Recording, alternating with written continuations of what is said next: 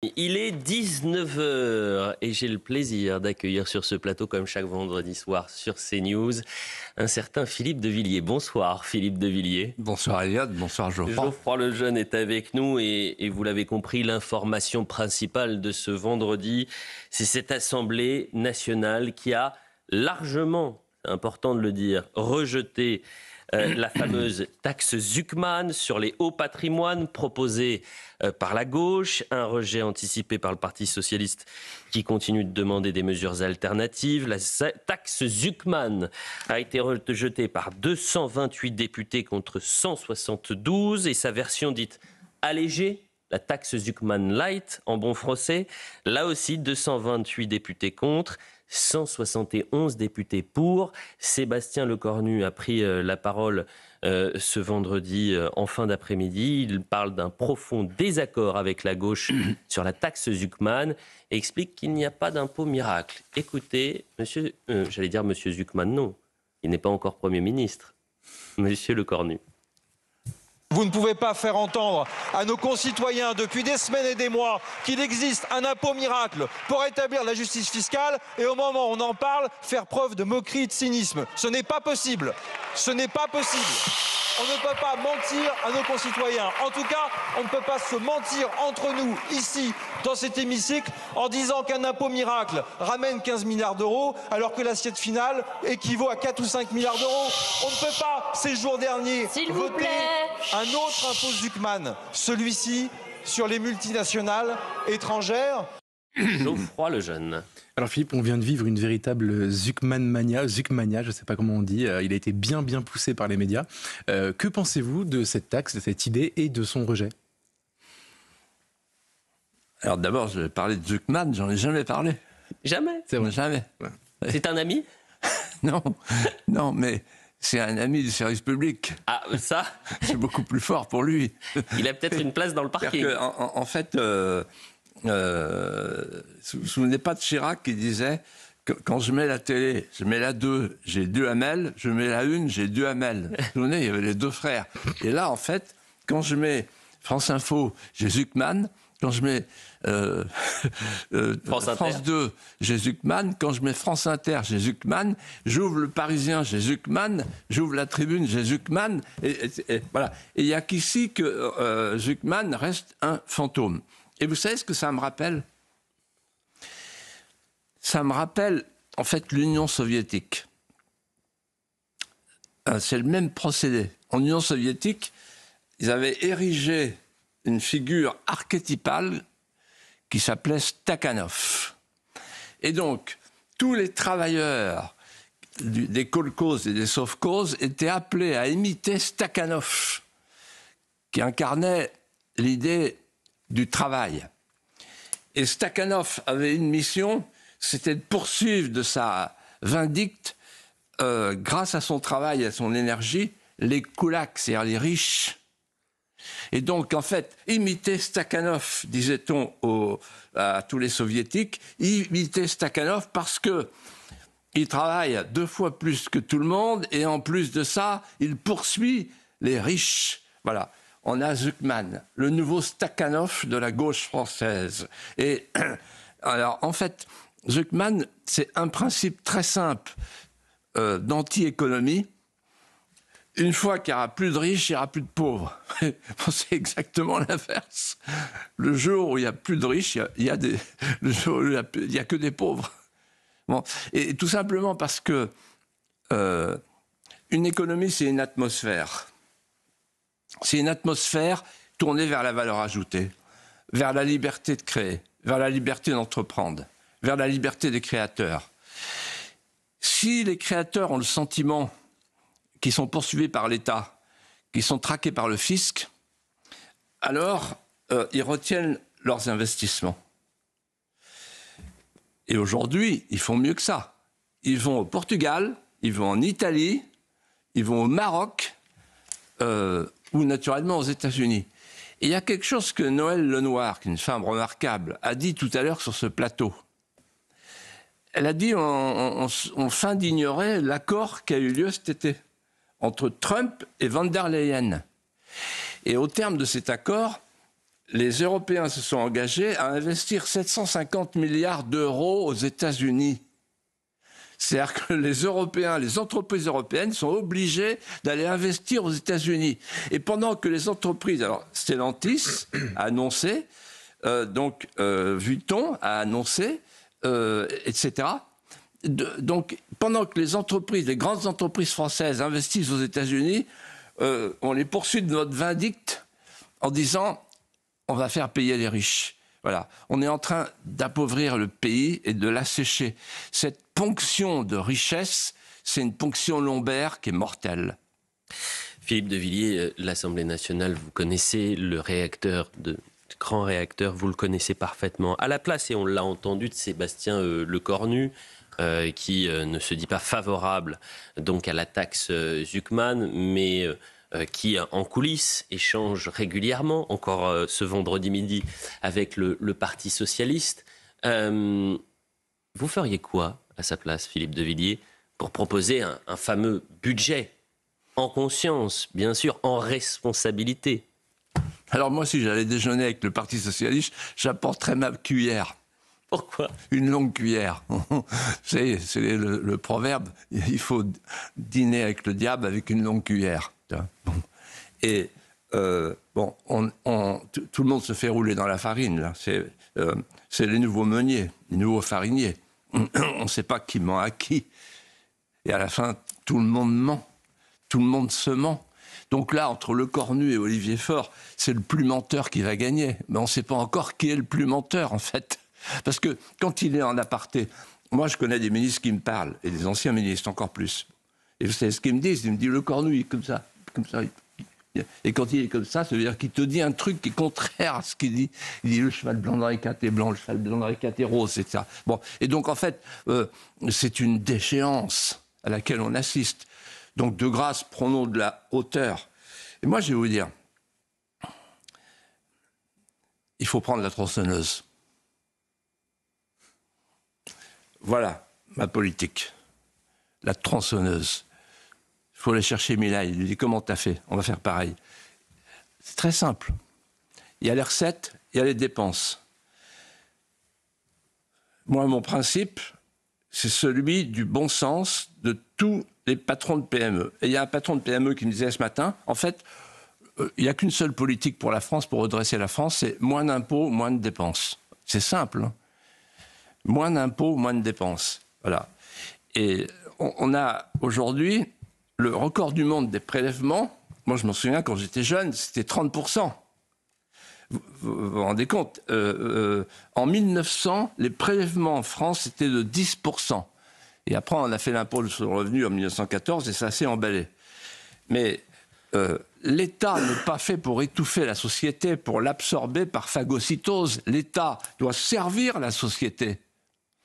Et donc là, on est dans une situation, on a le record du monde des prélèvements, le record du monde de la dette et le record de la dépense publique, 57% du PIB. Donc la tronçonneuse, ça veut dire quoi? Ça veut dire on baisse tous les impôts, on fait revenir les prélèvements à 30% pour que les créateurs de valeur ajoutée respirent à nouveau et qu'on forme des générations de créateurs et d'innovateurs. Et ensuite, pour les dépenses, alors allons-y, les dépenses, l'immigration, ça coûte 50 milliards. Rien que les prestations sociales non contributives, 15 milliards d'économies si on arrête. Bon, les agences de l'État, les agences, il y en a 1200, c'est à peu près 80 milliards d'euros. On peut peut-être en supprimer quelques-unes, notamment l'ADEME, vous savez, qui nous conseille la manière de mettre notre liquette et de changer de slip. Vous vous souvenez, on avait fait un truc là-dessus, je vous avais même pas cru quand vous aviez montré les images. Ceux-là, ils ne sont pas indispensables. Ensuite, la privatisation de l'audiovisuel public, 4 milliards. Bon. Ensuite, l'aide au développement. C'est Sarah Knafo qui a donné le chiffre, 150 milliards, il n'a pas été démenti, 150 milliards. 15 milliards. 15 milliards. Bon, c'est pas mal. Bon, ensuite, l'aide aux éoliennes, le soutien aux éoliennes et aux énergies renouvelables, 8 milliards, etc., etc. Et je ne parle même pas de la fonction publique, parce que je pense qu'il faut plus de policiers et d'infirmiers. mais certainement beaucoup moins de fonctionnaires dans l'état profond. Aujourd'hui, on a 2 états profonds, Elliot, Geoffroy. On a 2 états profonds qui sont en endogamie. L'état profond français, l'état profond européen. Et donc, vous voyez bien ce qui est en train de se passer au niveau européen. La mesure, la directive sur le permis de conduire, la directive sur le découvert bancaire. On est devant un système autoritaire qui nous coûte de plus en plus cher, qui est de plus en plus bureaucratique et de plus en plus normatif. Voilà. Et donc, en réalité, il faut couper dans les dépenses, mais à la tronçonneuse. Et alors, ça va faire mal dans la structure publique, mais on va faire respirer la structure privée. En fait, c'est simple, l'économie. Et je crois qu'il y a quelqu'un tout à l'heure qui disait la première chose à faire pour les nouveaux députés, il faudrait qu'ils passent 2 semaines dans une entreprise et que le patron leur explique ce que c'est qu'un compte d'exploitation. Moi, j'ai eu la chance, en créant le Puy du Fou, de savoir ce que c'est qu'un compte d'exploitation, les bidas, etc. Sinon, je n'aurais pas fait ce que j'ai fait. Bon.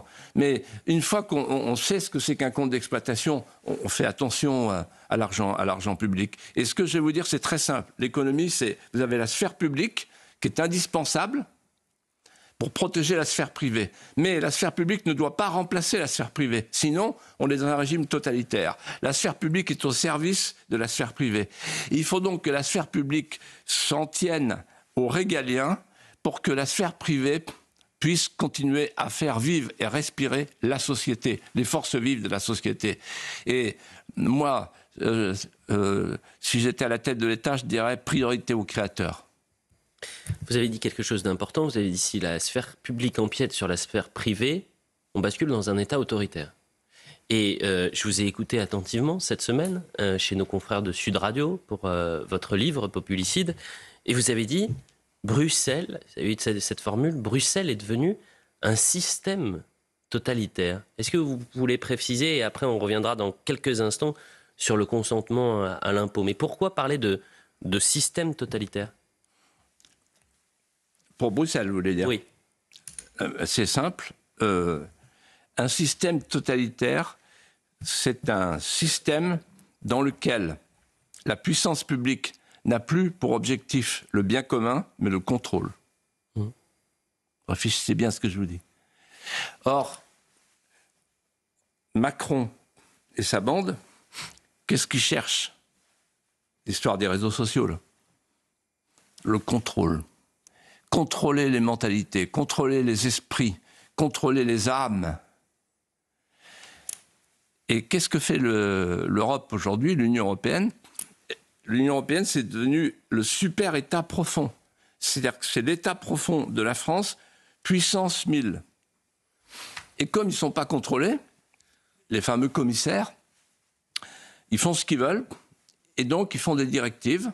Il y en a une qui tombe par semaine, donc j'ai cité, je les recite, les trois dernières, c'est la directive sur le permis de conduire. On ne pourra plus avoir le permis de conduire à vie. C'est Bruxelles qui a décidé. Il faudra repasser le permis. Voilà. Pour moi, il n'y aura pas de problème, mais pour vous, ça va être compliqué. Ensuite, alors, le découvert bancaire. Alors, vous vous rendez compte, le nombre de Français qui nous regardent comme un petit découvert bancaire, ils tremblent. C'est Bruxelles, tout à coup. De quoi je me mêle ? Et puis enfin, l'identité numérique. L'identité numérique, vous savez ce que ça veut dire ? J'ai déjà dit l'autre jour, mais je résume d'un mot. Vous, Geoffroy, vous, Elliot, vous êtes 2 profils algorithmiques. C'est-à-dire que vous allez être soumis à un nouveau régime qui s'appelle l'algocratie. Et donc, moi, si je suis à la tête de l'Europe, pour remplacer Van der Leyen, je vous suis à la trace, à la seconde. Et je dis, tiens, Geoffroy le jeune, vous venez d'acheter le livre de Florence Bergeau-Blaclair, ou vous venez d'acheter le livre de Éric Rondeau. Mais c'est pas possible parce que vous aviez déjà acheté Mémoricide. Donc là, on vous suit à la trace et on vous dit non, c'est trop. Voilà, on sait tout sur vous, sur votre santé, sur vos penchants, sur votre vie personnelle. On vous surveille et sur vos opinions. Donc on vous surveille, on vous contrôle. Et en fait, c'est ça l'idée de Macron avec les réseaux sociaux. C'est ça. C'est-à-dire qu'en fait, ce système de Bruxelles renforce le système national, le système central, avec une idée sous-jacente, c'est qu'il faut créer une nouvelle société, une société de surveillance. Revenons. Et la société de surveillance, le fin du fin de la société de surveillance, c'est la société de l'autosurveillance. C'est-à-dire le journaliste s'autosurveille, le prof s'autosurveille, l'homme politique s'autosurveille. Philippe de Villiers, revenons justement sur la question de l'impôt, des taxes, alors que la machine à taxes tourne à plein régime du côté de l'Assemblée. On serre encore un peu plus la ceinture des Français. Et entre ce que vous expliquiez sur le déficit, le découvert bancaire, les taxes, les impôts, il y a un élément central dont vous voulez parler ce soir, et peu de médias en parlent, c'est le consentement à l'impôt. Pourquoi voulez-vous en parler, Philippe de Villiers ? Alors, je vais en parler parce que dans l'histoire de France, le consentement à l'impôt n'est jamais une évidence. On a eu les maillotins, on a eu les canuts, on a eu les bonnets rouges, on a eu les gilets jaunes, etc. Et on pense que les Français vont accepter l'impôt indéfiniment, au-delà des 47% de prélèvement. Moi, je dis attention. Ça peut péter, ça va péter. Et je voudrais expliquer ce que c'est que le consentement à l'impôt dans l'histoire de France. D'une manière qui soit pas rébarbative. Parce que quand je commence que ça, je croise vos regards et vous vous dites « Oh là là, où on va ?» Bon, c'est très simple. Qu'est-ce que l'impôt ? L'impôt, c'est un échange. Un échange entre celui qui paye et celui qui protège. Là, j'ai tout dit. Sur les fondations de l'État moderne. C'est-à-dire que, en fait, c'est la définition de l'État régalien. La légitimité pour service rendu, disaient les légistes. Déjà. C'est-à-dire que moi, je délègue à l'État ma sécurité et celle de mes proches, à charge pour l'État de me protéger, d'assurer ma sécurité. Voilà, c'est un échange. Tant que l'échange est égal, comme un contrat synalagmatique, tout va bien. C'est-à-dire qu'en fait, je délègue ma sécurité et l'État se voit doté du monopole de la violence légitime, selon l'expression de Max Weber. Or, le problème, c'est que depuis quelque temps, et c'est dramatique, l'État ne fait plus ce pourquoi il a été inventé, et il fait ce qu'il ne devrait pas faire, en absorbant la société et en la tuant à petit feu. J'explique en quelques mots. Ce pourquoi il a été inventé. L'État a été inventé pour la protection du peuple, du petit peuple. Dans la société médiévale, avec une société d'ordre. Vous allez reconnaître l'aphorisme. Labeur de terre et de semer, labeur de clerc et de prier, et justice de chevalier. Qu'est-ce que ça veut dire ? Ça veut dire que le paysan est dans son champ de semaille, il contribue à la prospérité, il paye un impôt qui est la taille. Le soldat, l'officier, le chevalier, lui, est dans son champ à lui, qui n'est pas le champ de semaille, mais le champ d'honneur. Il contribue à la sécurité de celui qui apporte la prospérité, et il paye un autre impôt, qui n'est pas la taille, mais l'impôt du sang. C'est une société d'équilibre. Et à l'époque, et pendant très longtemps, il y avait ce qu'on appelait le consentement à l'impôt. Et le consentement à l'impôt, c'était quoi ? C'était les États généraux, les États provinciaux. Quand le monarque avait besoin d'argent pour faire la guerre, pour protéger le précaré, il en appelait aux États provinciaux qui se réunissaient et qui négociaient avec lui. Qui négociaient l'impôt. C'était le consentement à l'impôt. Il fallait que les États provinciaux, c'est-à-dire les trois ordres, consentent à l'impôt. Ce n'était pas du tout une obligation. Et d'ailleurs, ce qui a provoqué la révolution, c'est la répartition inégalitaire de la taille. Or, aujourd'hui, qu'est-ce qui se passe?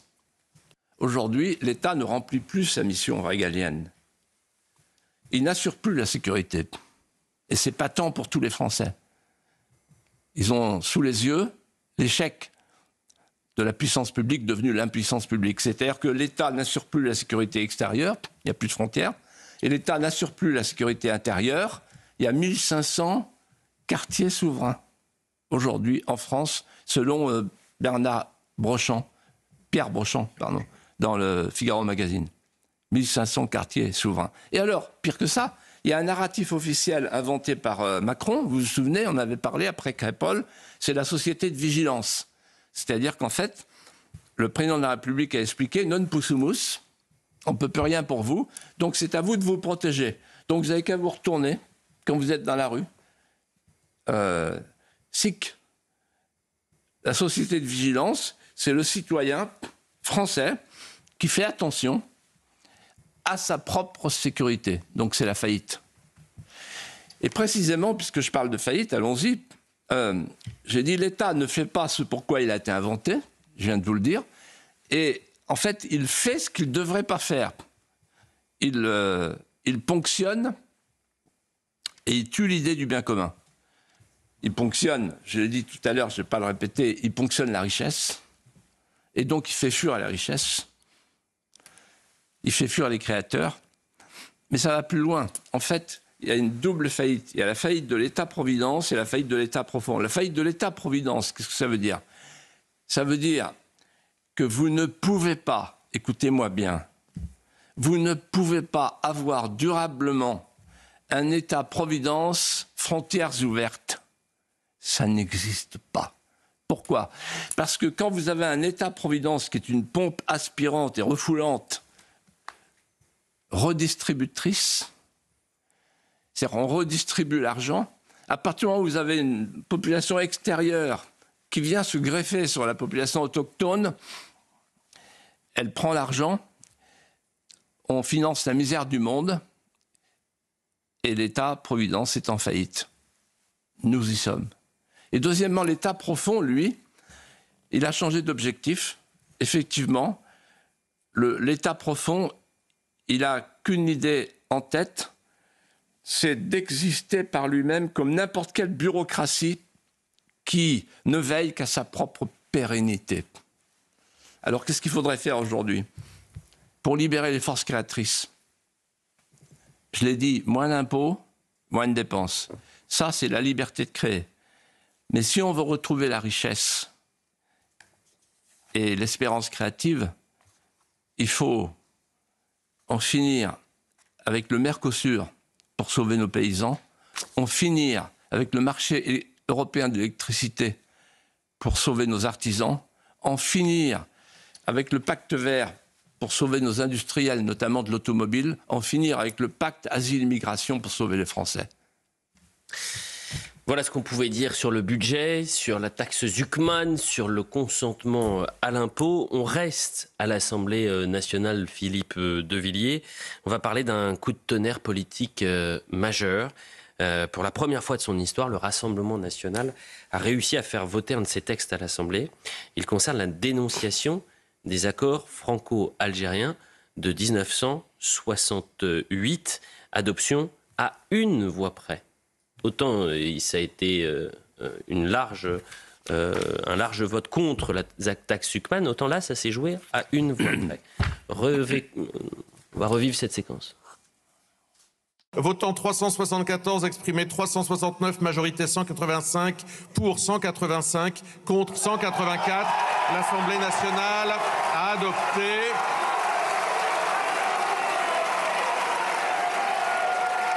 Chers collègues, je vais suspendre ensuite. Chers collègues, merci. Allez, on se rassoit, je suspends ensuite. Je vous demande de vous rasseoir. Collègues, rasseyez-vous. Geoffroy Lejeune. Mais Elliot vient de le dire, c'est une première que le Rassemblement national fasse adopter un texte. Quelle est selon vous la portée symbolique du vote d'hier? Aux États-Unis, on dirait turning point. Un point de bascule. À coup sûr. Donc c'est pas simplement symbolique. Je vais essayer d'expliquer pourquoi en quelques mots. Premièrement, on a assisté à une bataille, presque une bataille rangée, entre deux sortes de patriotes.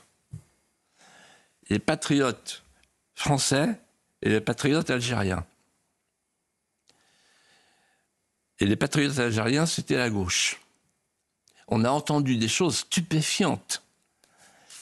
On peut dire au président Tebboune, vous avez en France des appuis solides sur lesquels vous pouvez compter. Parfois, vous doutez d'eux, mais moi, je vous dis non, ne doutez pas de M. Delogu et tous ces gens-là, le Parti socialiste. Quand on voit les insultes qui ont été adressées au Rassemblement national, on se dit quelle fermeté, quelle loyauté, quelle fidélité. Les patriotes algériens, le parti de l'étranger est admirable du point de vue d'Alger. Et ça change tout. Pourquoi ? Parce qu'ils sont allés tellement loin que du coup, on voyait bien que les gens du Rassemblement national se disaient « la droite est quand même plus comestible. Ils sont mous, ils sont muets, et quand même, ils ne nous insultent pas. » Donc c'est déjà un premier point. Mais ça va plus loin. C'est qu'on était dans une situation paradoxale. Quels étaient les défenseurs de l'accord de 68, qui est un accord post-colonial, qui n'est rien d'autre que la pérennité des accords d'Évian? Et moi, je vais vous faire une révélation.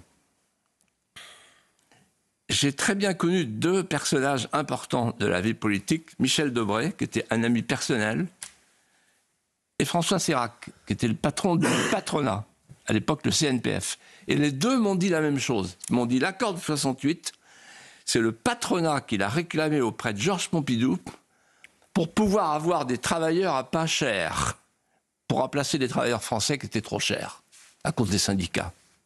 Et donc, on est dans la situation où la gauche supporte un accord qui a été créé pour favoriser l'exploitation des plus petits, des plus pauvres, qu'on les fasse venir en bateau depuis Alger pour pouvoir les exploiter à flin.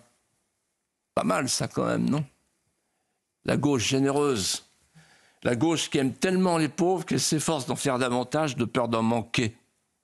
C'est ça son histoire de la gauche. Deuxième point de bascule. Le cordon sanitaire a sauté. On aura vu ça de notre vivant. Incroyable. On est loin, on est à des années-lumière des élections législatives, où il ne faut quand même pas oublier qu'ils étaient tous ensemble. Les LR, les Modem, la Renaissance, LFI. Tous ensemble derrière le Tché, Mélenchon. Robespierre en kéfier, tous derrière, à marcher au pas. Quand j'entends des talons qui claquent, je vois des cerveaux qui se ferment, disait Lyotet. Et là, on entendait les talons qui claquaient et on voyait les cerveaux de la droite qui se fermaient. Et puis là, tout à coup, c'est fini. Alors pourquoi c'est fini? Parce que l'intimidation morale ne marche plus. Et il y a peut-être une autre raison dont on a parlé ce matin au téléphone, Elliot, c'est la peur. C'est qu'en fait, le gars de droite modéré, comme on dit, un peu décoloré, se dit, bon, moi je veux surtout pas revenir devant les électeurs, mais je voudrais pas qu'ils m'en veuillent de mon attitude, donc je vais faire des gestes audacieux. Je vais voter avec... je vais aller au bordel. C'est ça qu'on disait du temps de Jean-Marie Le Pen. Quelqu'un qui votait pour le Rassemblement national, le Front national à l'époque, dit « il va au bordel ». Mais simplement la nuit. Et voilà. Donc là, ils votent avec le Rassemblement national, et là, ils se dédouanent, et à la sortie, dans la salle des 4 colonnes, ils disent « oui, moi je veux bien qu'on me reproche d'incarner le courage ». Voilà. Et donc, en fait, vous savez, saint Thomas disait « La foi commence par la crainte ». Et ça nous met sur le chemin du troisième point de bascule, le plus important. C'est qu'en fait, ils se sont tous réunis, là, sur la question centrale.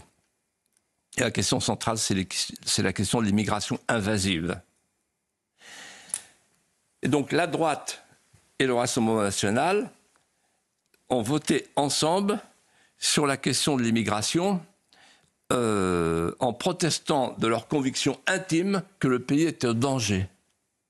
Et ça, c'est complètement nouveau. Et ça peut se reproduire. Vous savez, l'union des droites, ou l'union des patriotes, chacun a son scrupule sémantique. Mais quand on écoute Jean-Philippe Tanguy ce matin, on voit bien que bon, c'est la même chose. L'union des droites, c'est l'union des résistants, l'union des dissidents, de ceux qui ne veulent pas que la France disparaisse. Donc on va arrêter ces querelles-là.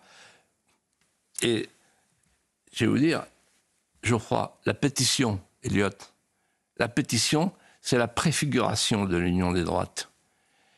Qui a signé la pétition? Vous avez Florian Philippot, Nicolas Dupont-Aignan, Marion Maréchal, Sarah Knafo, Éric Zemmour, Laurent Wauquiez, le Rassemblement national, le vice-président, Louis Alliot, Julien Audoul, c'est pas rien, etc., etc. Et donc, en fait, ils ont signé cette pétition. Pourquoi? Parce que, avec tous les Français qui considèrent que le pays est en danger de mort, ils sont venus dire, par cette signature, oui, on n'accepte plus que le pronostic vital de la France soit engagé. Et donc, cette journée d'hier est probablement un moment historique.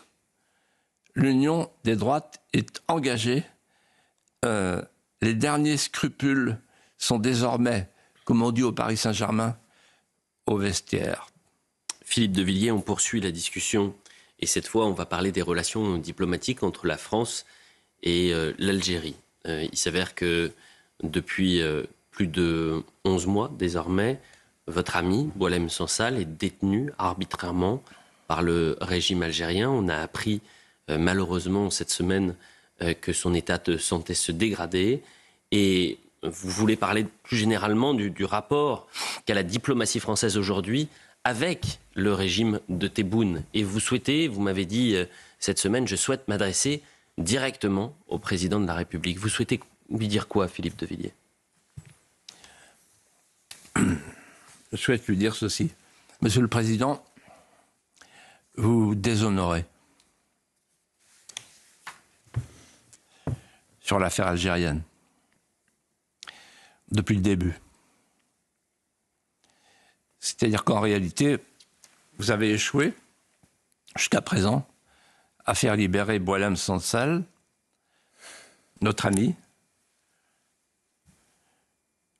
et vous avez échoué pour une raison que les Français ont comprise. C'est que vous vous êtes prosternés, vous vous êtes prostrés. Vous avez multiplié les humiliations, les abdications.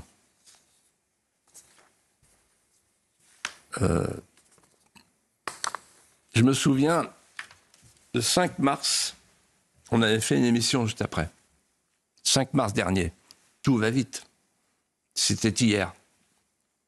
Le 5 mars dernier, on a rendu compte d'une conférence de presse solennelle avec le Premier ministre de l'époque, François Bayrou. Feu François Bayrou.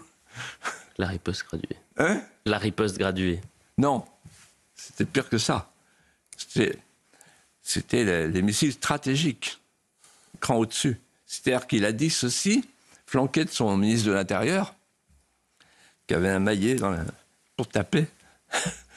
Et il dit, il s'adresse au président Tebboune et il dit, si vous n'accueillez pas dans les 6 semaines, il y a un ultimatum, si vous n'accueillez pas dans les 6 semaines les indésirables qui sont chez nous, c'est-à-dire les OQTF, alors nous dénoncerons l'accord de 68. Toute la presse française, unanime, même vous, je pense, se roule par terre d'admiration. Oui, peut-être pas ça. Au pied du Premier ministre qui devient l'espoir français, de nouveau Henri IV. Et tout le monde se dit, alors là, il y a la poigne. Là, ça y est, là, c'est parti. Et 6 semaines après, on a le ministre de l'Intérieur qui revient et qui dit riposte graduée. Pour ceux qui connaissent un peu la polémologie, vous savez, la différence entre les missiles stratégiques et les missiles tactiques, c'est que c'est toujours du nucléaire, mais c'est pas le même niveau. Les missiles stratégiques, c'est Cuba, la crise de Cuba. Les missiles tactiques, bon, on en use pour des guérillas tactiques. Et donc là, en fait, riposte graduée. Mais c'est quand même encore la riposte graduée. C'est quand même, on vous menace. Si jamais vous ne vous exécutez pas, ça va aller mal. C'est plus ça va, moins ça va. Si ça continue, il faudra que ça cesse. C'est mon prof de sciences naturelles, ça. Bon. Et puis là, on envoie Jean-Jacques Barrot, Jean-Louis... Jean-Noël. Hein Jean-Noël. Jean-Noël, pardon, oui. Le Talleyrand en Playmobil. Et on l'envoie à Alger. Et il revient et il ne se passe rien. Il a passé plusieurs heures avec Tebboune. Il n'y a pas de libération de Boualem Sansal. Il n'y a rien pour les OQTF, rien pour les visas diplomatiques, évidemment rien pour l'accord de 68. Donc, en fait, on est passé des missiles stratégiques aux missiles tactiques, puis au pistolet à bouchon, et maintenant le pistolet à eau. Mais sur nous.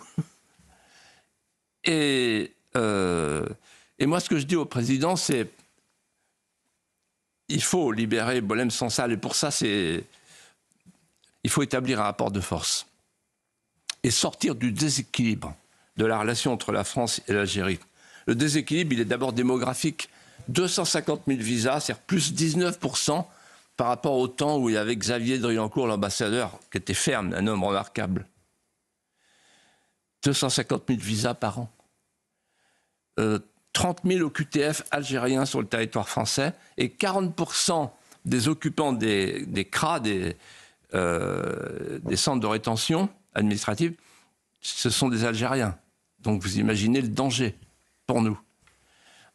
Je parle de déséquilibre démographique, je devrais parler de déséquilibre moral, avec cette phrase du président Tebboune qui dit de temps en temps, mais ça vient jusqu'à nos oreilles, il dit « La France a occupé l'Algérie pendant 132 ans, les Algériens ont droit à des visas pendant 132 ans. » Voilà.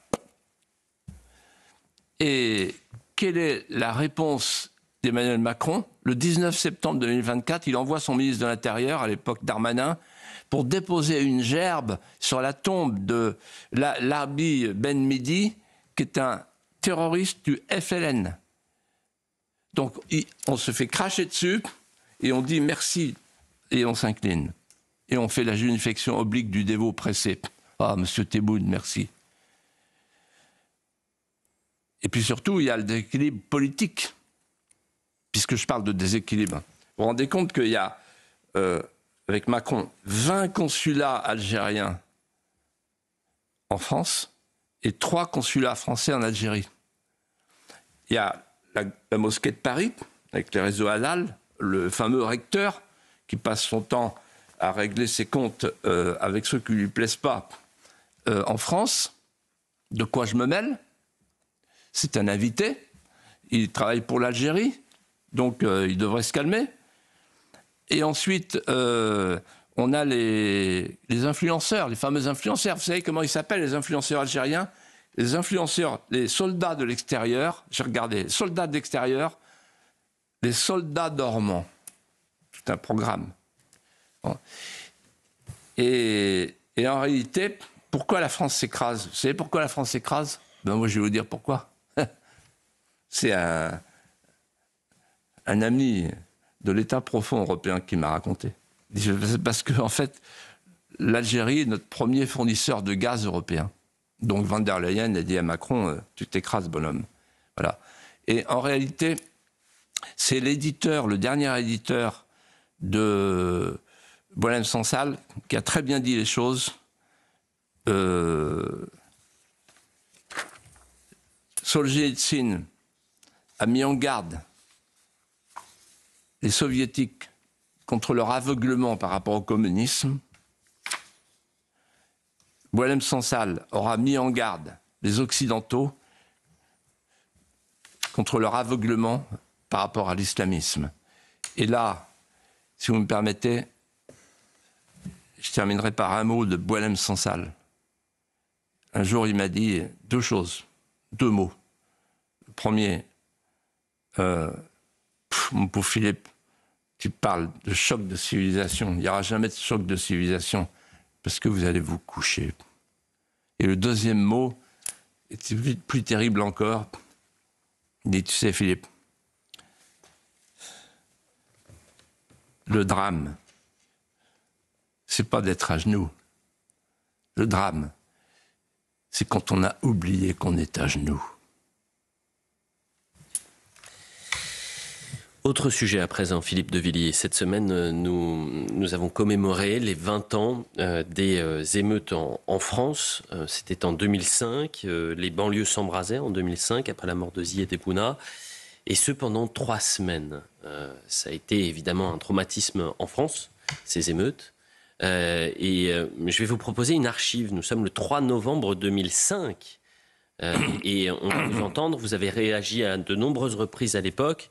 Et vous étiez avec l'ancien maire d'Orange et vous étiez allé directement là où justement les tensions étaient les plus fortes, ces tensions qui se déroulaient souvent le soir. Regardez cette archive.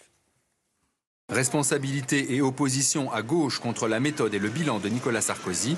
Autre critique pour excès de laxisme cette fois. Philippe de Villiers et le maire d'Orange, Jacques Bompard, ex-Front National, se sont rendus ensemble à Épinay-sur-Seine pour officialiser leur rapprochement. La cause des causes des problèmes que nous connaissons, du grand malaise français, c'est l'immigration massive et incontrôlée. Il faut apaiser les esprits, disait hier Jacques Chirac. Le message n'a pour l'instant pas été entendu par tous, en banlieue ou dans la classe politique. Geoffroy Lejeune. Philippe, dans votre dernier livre, Populicide, vous faites un parallèle entre ces émeutes de 2005 qu'on vient de voir et celles de 2023, presque 20 ans plus tard, et une troisième étape qui sont les nuits d'émeutes consécutives à la victoire du PSG en Ligue des Champions. Et dans le livre, vous dites que ce sont ces événements récents qui vous ont donné envie de reprendre la plume. Quelle est la raison ? Alors, oui, vous avez raison. J'ai mis en perspective les 3 émeutes successives. La première émeute, donc, c'est 2005, vous venez de le rappeler. C'est la première éruption, c'est la première épidémie d'émeutes ethnico-religieuses virales.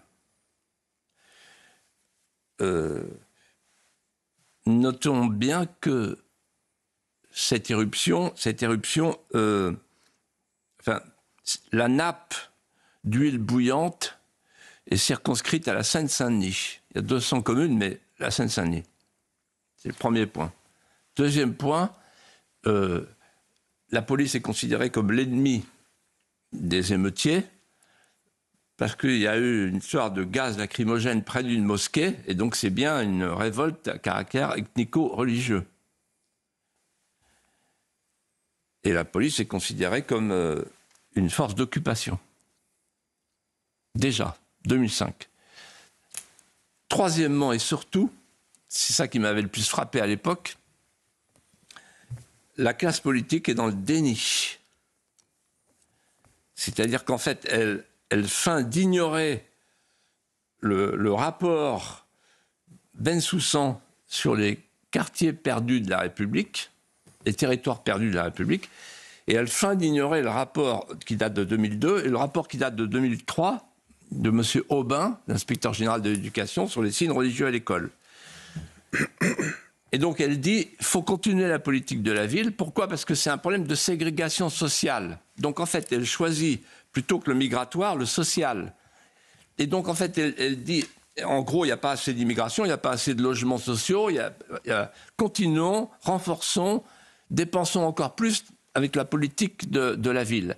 Et elle va ignorer ensuite le rapport Thuot, qui, lui, nous fait passer de l'assimilation à la société inclusive. C'est-à-dire qu'en fait, en 10 ans, on va passer de l'assimilation, assimiler, c'est faire de l'autre un autre soi, à l'intégration. L'intégration, ça veut dire qu'on intègre des groupes, puis à l'insertion, c'est-à-dire qu'on intègre des communautés, puis à la société inclusive, venez comme vous êtes. Voilà. Et la société inclusive, c'est 2013. Voilà. Deuxième étape, deuxième émeute, deuxième éruption. Là, la nappe d'huile bouillante, 2023, la nappe d'huile bouillante s'étend à toute la France. Pourquoi ? Parce que l'immigration, entre-temps, s'est étendue à toute la France, même les petits villages. Donc, les émeutes sont partout. Ensuite, la police, plus que jamais, est considérée comme une bande rivale. Cette fois-ci, c'est le mot. Bande rivale. Donc, on est dans un jeu de force. Et ensuite, grand changement, les émeutiers s'en prennent à tout le régalien, à tous les symboles du régalien, c'est-à-dire les mairies, les écoles, les commissariats. Ils font brûler. Et ensuite, et surtout, tenez-vous bien, ça m'avait frappé, on en avait parlé, personne d'autre n'en a parlé, les émeutiers sont protégés par des soutiens extérieurs. C'est-à-dire que le président Tebboune, à l'époque, appelle Emmanuel Macron pour lui demander de bien vouloir protéger les ressortissants algériens. L'Iran demande au nom de l'Oumma qu'on protège les islamistes et la Turquie, elle, dit « vous êtes un pays raciste ». Et enfin et surtout, le plus grave à ce moment-là, je me souviens très bien, qui met fin aux émeutes ? Ce n'est pas l'État. Ceux qui mettent fin aux émeutes, en accord avec l'État, ce sont les narcotrafiquants, les caïds et les imams. Donc là, on bascule. Et que dit la classe politique ? Darmanin, souvenez-vous, Matteo, Kevin. Il explique que c'est Matteo et Kevin et que ça n'a rien à voir avec l'immigration. Donc on continue dans le déni. Enfin, dernière émeute, 31 mai, Ligue des Champions. Et là, tout de suite, en regardant les réseaux sociaux et en regardant Elliot, qui est le premier à en parler sur CNews, là, je me dis, on est dans autre chose. En fait, je comprends qu'on est dans ce que j'ai appelé dans mon livre une manifestation inédite de tribalisme, de conquête territoriale.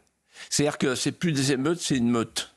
Et la meute, elle se déplace, elle quitte sa tanière, elle arrive à Paris, dans la capitale. Et là, il y a 3 gestes de l'invasion, 3 gestes de la conquête invasive. Premier geste, le pillage. Ce n'est pas un pillage, ce n'est plus un pillage d'enrichissement, c'est un pillage de jouissance punitive, c'est-à-dire en fait un exercice jubilatoire de prédation post-coloniale. On a des prédateurs qui expliquent, en tapant sur les abribus, on se rembourse des humiliations passées. Qu'est-ce que ça veut dire ? Ça veut dire que la décolonisation donne une sorte de droit de tirage sur notre civilisation. Donc on est dans la haine. Voilà. Et la deuxième caractéristique de cette conquête invasive, c'est la confrontation avec l'État, représentant la force publique. Et là, on a un face-à-face extrêmement violent entre les deux forces en présence. 2 forces en présence. C'est la guerre. Et enfin, troisièmement et surtout, c'est l'inversion du rapport de force. On a le préfet de police, M. Nunez, qui dit aux commerçants « Protégez-vous, achetez votre contreplaqué, en gros. On ne peut rien faire pour vous. » Et donc, en fait, le chez-soi change de résident, le souverain change de titulaire. C'est l'inversion du rapport de force. Et quelle sera la 4e opération à venir ? Il y a un ancien ministre qui m'a glissé à l'oreille hier.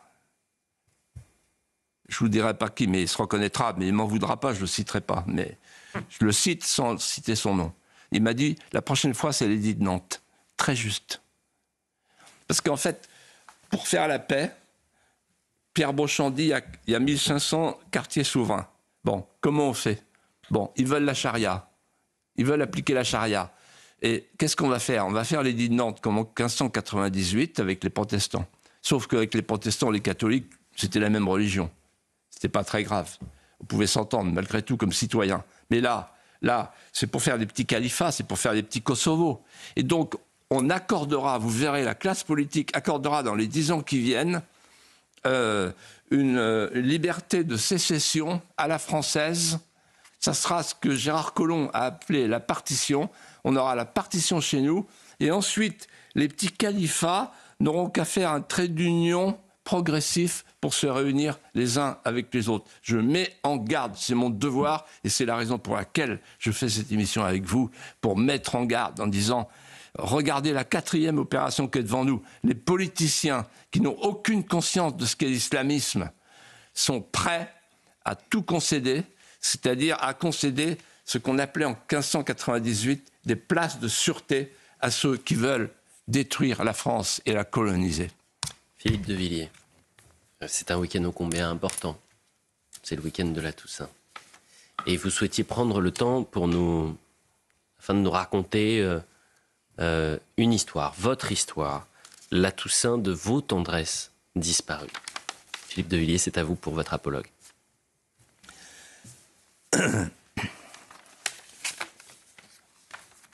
Le jour de la Toussaint, comme chaque année, je vais visiter mon cimetière, le cimetière de la Toussaint, où on fleurit les tombes, le cimetière de mon enfance, le cimetière de mon petit monde disparu. Chaque tombe me parle. Chaque tombe a un visage.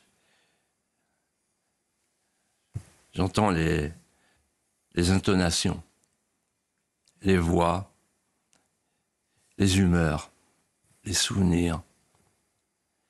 Et chaque dédicace est un morceau de ma vie. Il y a, au milieu de ce cimetière, des sépultures archétypales pour moi. Des hommes, des femmes qui m'ont tout donné, qui m'ont façonné, et devant lesquels je viens déposer, en ce jour de la Toussaint, ma gratitude fleurie. Je leur dis en moi-même, pourquoi es-tu parti si tôt? Oh, merci de m'avoir fait grandir à l'abri de vos tendresses. Alors je commence le périple, comme chaque année, par les tombes de famille. Parmi ces tombes, d'année en année, je vois qu'un nom s'efface, chaque année davantage. Bénigne de Montsorbier, c'est mon aïeul, héroïne de la Vendée, amazone du général Charette. J'ai lu et relu 100 fois la lettre dans la maison de famille qu'elle a reçue de son général quelques jours avant sa mort. Et le général lui écrit « Bénigne, nous verserons pour la cause jusqu'à la dernière goutte de notre sang. » Et c'est signé le chevalier Charette. Alors, tout plein d'émotions, je passe à la tombe suivante, à quelques mètres, de l'autre côté de l'allée. Et là, je m'incline devant celui qui m'a appris à écrire, celui qui m'a appris à lire. On l'appelait le régent. Il appartenait à cette race des instituteurs qui instituaient dans une société déjà gagnée par l'esprit de désinstitution. Il voyait déjà, avant tout le monde, la main en visière, l'éclipse de l'intelligence, l'éclipse de l'autorité, l'éclipse des maîtres. Magistère. Alors je passe à côté d'une autre tombe. Et là, je m'arrête. C'est mon voisin d'enfance. Il m'a tout appris sur les pérennités, la continuité vitale entre le paysan et sa terre, le pacte nuptial entre l'homme et la terre. Il m'a appris à vivre entre l'humus et la lumière. Il chérissait sa terre. Et je le revois à chaque fois, il prend de la poignée de terre dans la main gauche. Il dit, mon petit Philippe, regarde. Et puis, il laisse glisser entre ses doigts sa terre. Et puis, il l'embrasse. Il la respire. Et puis, il me dit, mon petit Philippe, tu vois, cette terre, elle est vivante. Oh, elle vaut pas la terre du voisin. Elle est moins offrante. Mais c'est ma terre depuis 1000 ans. Alors à ce moment-là, je repars pour continuer ma visite. Et je vais me recueillir devant la tombe du dernier poilu de la commune, Raymond Martin, le garde champêtre, dont je parle dans mon livre. Un homme admirable, une célébrité dans la commune, parce que c'est le rescapé, le dernier rescapé de la tranchée des baïonnettes. Tous les Vendéens ont été ensevelis vivants. Et souvent, je lui disais, au vin d'honneur du 11 novembre, vous savez, Raymond, je vous oublierai jamais. Et il me dit, dis pas des choses comme ça. Si, tu nous oublieras. Puis d'ailleurs, c'est nécessaire, parce que la jeunesse a besoin d'oublier. Et en fait, il avait raison. Car tout pareil, aux étangs transparents qui dorment sur un lit de bourbe, le cœur de l'homme filtre les souvenirs et ne retient que ceux des beaux jours. La douleur, les haines, les regrets éternels, tout cela est trop lourd, tout cela tombe au fond. Et l'image du soldat disparu finit par s'effacer dans le cœur consolé de ceux qu'il aimait tant. Oui, il est mort. Vous mourrez 2 fois. La première de votre propre mort et la deuxième de notre mort à nous, c'est-à-dire de l'oubli. Alors je continue mon périple et je m'arrête devant la tombe d'un gars de Chauchet. Il n'est pas de la commune, mais il vend dans la commune ce qu'il fabrique, des chaises. J'ai encore chez moi des chaises de ce monsieur qu'on appelait Monsieur Tétaux. Il avait un appareil de cinéma, c'est avec lui qu'on a vu Jour de fête pour la première fois. Monsieur Tétaux. Il cultivait l'honneur du travail, il cultivait la piété de l'ouvrage bien fait, comme il disait. Et en fait, il pratiquait la phrase de Peggy. J'ai vu toute mon enfance des gens rempailler des chaises du même esprit, du même cœur et du même entrain que ce même peuple avait taillé ses cathédrales. Et puis alors, pour terminer mon périple, je vais vers le tumulus au milieu du cimetière. Et là, il y a la tombe discrète dont le nom est effacé, mais moi je sais qu'il est là. Zénobe Roturier, curé de Boulogne. C'est le curé de mon baptême. Et je n'oublierai jamais que c'est lui qui m'a appris la prière ultime de Bernanos. Voici que remontent en moi les jeunes années jusqu'au petit garçon que j'étais. Je lui cède la place. Le moment est arrivé. C'est à lui de reprendre sa place à la tête de ma vie parce que c'est lui qui va, le premier, entrer dans la maison du Père. Eh bien, merci Philippe de Villiers pour cet apologue absolument bouleversant. Et je suis certain que les personnes que vous avez citées dans cet apologue vous regardent avec beaucoup de fierté, et notamment ce que vous avez pu construire. On devait commencer par cette première actualité, par une surprise, et je voulais terminer cette émission par une surprise qui va vous faire peut-être plaisir, j'imagine, Philippe de Villiers, mais les chiffres Vous savez, chaque année tombe du Puy du Fou, ce que vous avez construit, Bastille, et c'est un record historique pour le Puy du Fou avec 3 millions de visiteurs. Et c'est un record pour les parcs français, car aucun dans l'histoire n'avait jamais atteint pour un parc français ce chiffre. Et le Puy du Fou conforte sa position du premier parc français et deuxième, dernière, Disney. Les Français sont...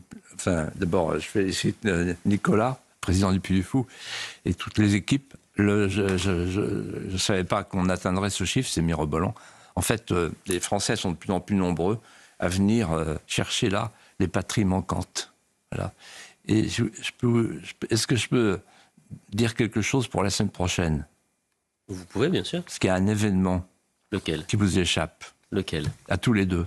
Lequel? Je vous ai fait une infidélité. Ah, vous êtes infidèle? Oui. Vous êtes sûr de vous? Oui. Bah, je vais faire une J'ai infidélité. été moi. recruté. Avec Geoffroy. J'ai été recruté. Ah bon? Oui. Par qui? Et je m'en vais. Vous vous en allez? Non, juste lundi. Juste lundi? Oui, juste lundi. Lundi soir? Oui, lundi soir. Oui. Sur une chaîne concurrente? Non. Ah bah alors si c'est ici, c'est la famille, il n'y a aucun problème. D'accord, mais bon, Faites voilà. la tournée des Mais j'ai plateaux. été chopé, là, au Par qui? passage. Ah, à votre avis? Un lundi, vous avez déjà vu Pascal, Gauthier Lebret, Ah non, ça pouvait, non, mais voilà. Non. Christine Kelly, vous serez à 19h Eh oui, avec Face à évidemment, l'info. avec la reine Christine. Eh ben écoutez, Ouais, formidable. on sera là, nous aussi, on va venir. Non, nous, bah écoutez, on va recruter d'autres personnes à 19h le vendredi en réponse. Ouais. Je plaisante évidemment. Pour parler de mon livre Populicide, J'imagine bien. Philippe de qui est Villiers. premier dans le classement de l'Express. Ah, J'ai écoutez, vu vous ça, restez les sur le chiffres toit sont du dessus. classement. Merci Philippe de Villiers. Merci pour encore une fois pour cet apologue et pour toute cette émission qui a été Et on a bousculée. une pensée pour M. Zuckman. Ah bah Parce que justement. ça fait longtemps qu'on Écoutez, n'en parle plus. Une minute finalement. de silence pour Monsieur Zuckman, l'étoile filante. Vous savez, normalement, quand il y a une étoile filante qui passe comme ça, on doit faire un vœu. C'est ça qu'on m'a appris quand j'étais enfant. Non, mais simplement. Là, il y a eu l'étoile filante Zuckman. Alors, quel est notre vœu? Je ne sais pas, mais en tous les cas, réécoutons. Mais moi j'ai Monsieur quelque chose à lui dire. Allez-y. Monsieur Zuckman, ça tombe bien, c'est la Toussaint. Sébastien Lecornu, écoutons-le et dans un instant, on reprend tout de suite après la courte déclaration d'1 minute de Sébastien Lecornu. Eh bien, on entame l'heure des pros. Merci à tous les deux. Rendez-vous la semaine prochaine et nous, dans un instant,